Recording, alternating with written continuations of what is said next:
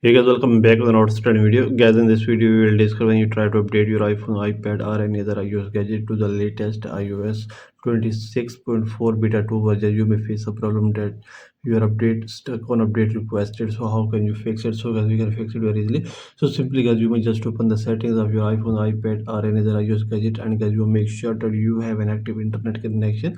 If you're connected Wi-Fi, you may click here on your Wi-Fi, click on Wi-Fi name. Here is the option of forget this network, so you may click here and connect it again.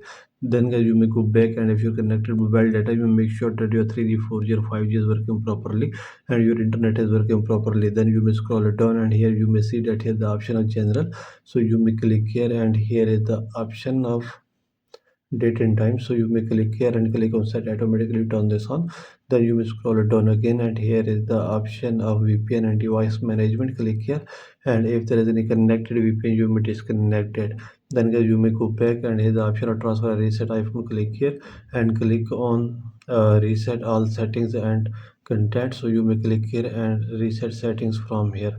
Then guys, you may go back, and you may just restart your device and check that your problem will be fixed.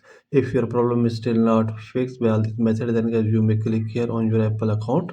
So click here guys, and here is the option of media and purchases, and click here on view account, and here you may see that here is the option of change country or region, so you may click on that option. So click here country region, and you may change your country or region, that country where you live. If you live in USA, you may select United States, or if you live in any other country, you may select that one.